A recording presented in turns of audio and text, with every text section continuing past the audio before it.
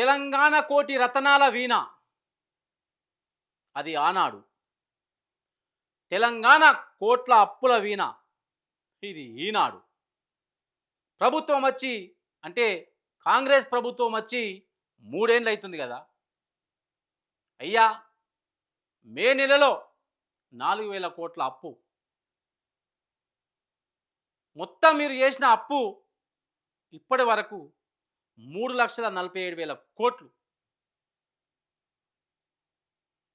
3 ఏండ్లకు 3,40,000 కోట్ల అప్పు చేసిరంటే నేను మిమ్మల్ని ప్రశ్నలు వేయట్లేదయ్యా. మీరేదో కోపమని కాదు మా వీడియోస్. మీరే అన్నారు కదా అయ్యా ముఖ్యమంత్రి గారు. ఏమన్నారు? అప్పుల కుప్పగా మారకుండా తెలంగాణ ఉండాలంటే మీరు ఏం చర్యలు తీసుకుంటారని చెప్పి గతంలో మిమ్మల్ని అడిగినప్పుడు మీరు ఏం సమాధానం చెప్పారండి? గౌరవనీయులైన ముఖ్యమంత్రి గారు ఏమన్నారు రేవంత్ రెడ్డి గారు?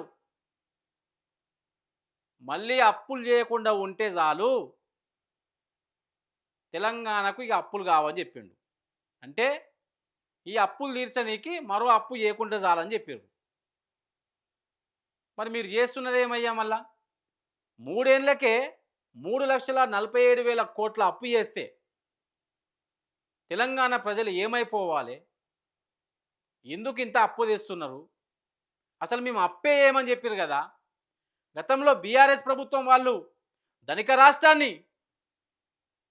రాష్ట్రాన్ని అప్పుల కుప్పగా మార్చిరన్నారు కదా! మరి ఎక్కడ పోయింది ధనిక రాష్ట్రం? సరే వాళ్ళు రూ. 100 అప్పు చేసిరు కావచ్చు. ఇప్పుడు మన తెలంగాణకు అయితే ఆదాయం అయితే వస్తుంది కదా! మరి ఆదాయం కొంచెం వడ్డీ కట్టుకొని మిగతా బడ్జెట్‌ను తలో చేయేసి చేపించుకోవడము. అంతేగాని రూ. 100 అప్పు ఉందని చెప్పి రూ. 200 అప్పు తెచ్చి రూ. 100 మీ 6 గ్యారెంటీలు వాడుకొని రూ. 100 ఇంట్రెస్ట్ కట్టి మళ్ళీ ఈ 200 తెరనీకి రూ. 300 అప్పు చేసి ఆ 300కెళ్ళి ఆ 200 ఇక్కడ కట్టి ఆ రూ. 100 ఏమో 6 గ్యారెంటీల కోసం అని చెప్పి వాడుకొని స్టెప్ బై స్టెప్ చేస్తూనే ఉన్నారు కదా మళ్ళీ అప్పు. గత ప్రభుత్వం బీఆర్ఎస్ ప్రభుత్వం అప్పు చేసింది ముర్రో అని మొత్తుకున్నారు. బీఆర్ఎస్ ప్రభుత్వం వాళ్ళు అప్పు చేసి ఏం చేసిర్రు? కాళేశ్వరం ప్రాజెక్టు కట్టిర్రు, మిషన్ భగీరథ కట్టుకున్నారు, దళిత బంధు ఇచ్చిర్రు, రైతు బంధు ఇచ్చిర్రు,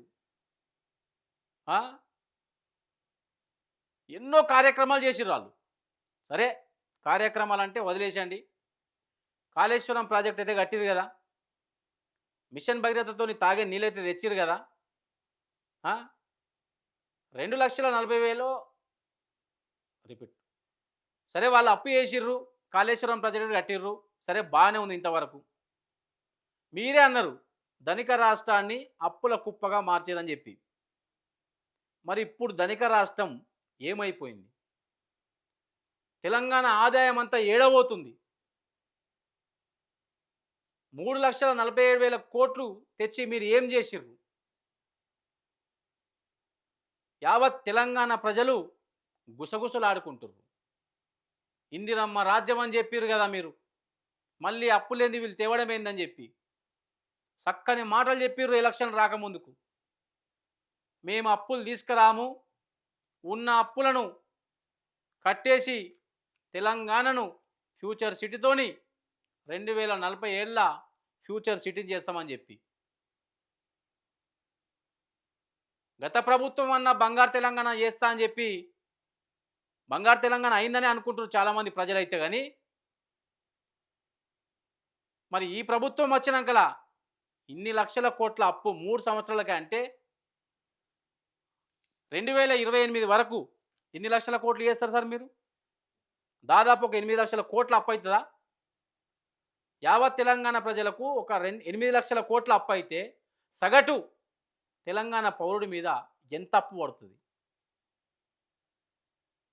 అంటే వచ్చిన వాళ్ళు అందరూ అప్పులు చేసిపోతే తెలంగాణ ప్రజల గతేంది?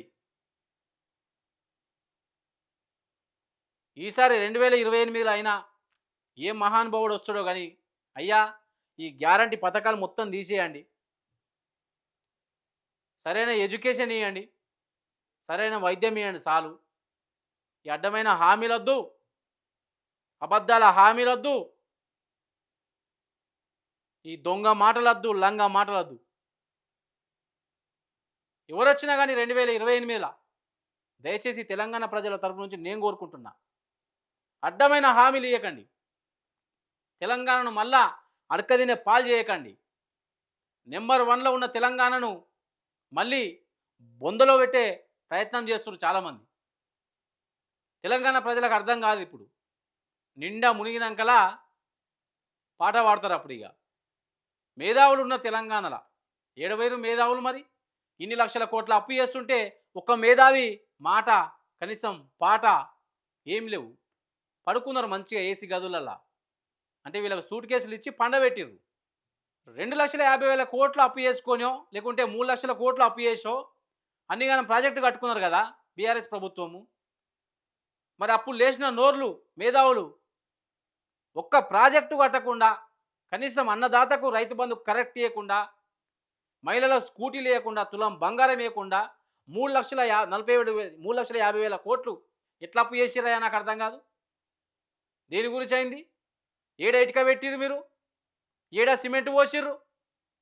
దయచేసి ఇప్పటికైనా ప్రభుత్వం ఆలోచన చేసుకోవాలి. ముఖ్యమంత్రి రేవంత్ రెడ్డి గారికి ఇవన్నీ వీడియోస్ పోవాలి.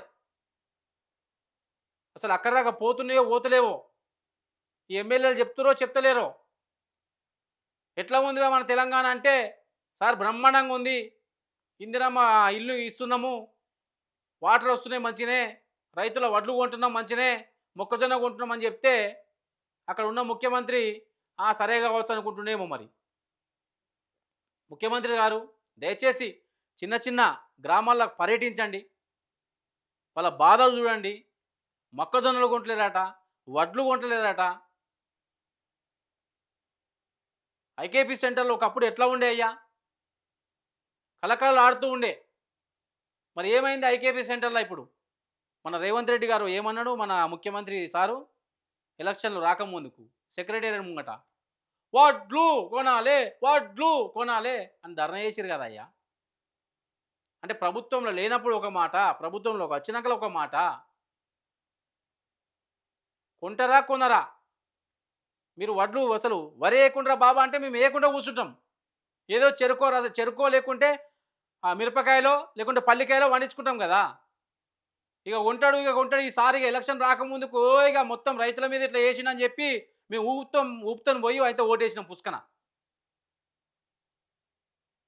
తీరా సీట్లో కూర్చున్నాకలా మేము వడ్లు కొనం. రైతుల పరిస్థితి అయితే ఘోరంగా అధ్వానంగా తయారైంది తెలంగాణలో. ఎవరో కానీ ఇక నాకు అర్థం కాదు. ప్రతి ఒక్కటి మాట్లాడుకునే ఉంది. ఇంకా ముంగట హాస్పిటల్ గురించి మాట్లాడతా, రైతన్నలకు ద్రోహం గురించి మాట్లాడతా, ఈ భూభారతి గురించి మొత్తం బయట పెడతా, ఐటీ శాఖ గురించి మాట్లాడేది ఉంది. ఒకప్పుడు ఉద్యోగాలు ఎట్లా ఉండే, ఇప్పుడు ఎట్లా ఉన్నాయి, ఎంత జీతం వస్తుంది పాపం వాళ్ళకని చెప్పి. యావత్ తెలంగాణ ప్రజలారా దయచేసి సపోర్ట్ చేయండి. నేను ఉన్నది ఉన్నట్టే మాట్లాడతా.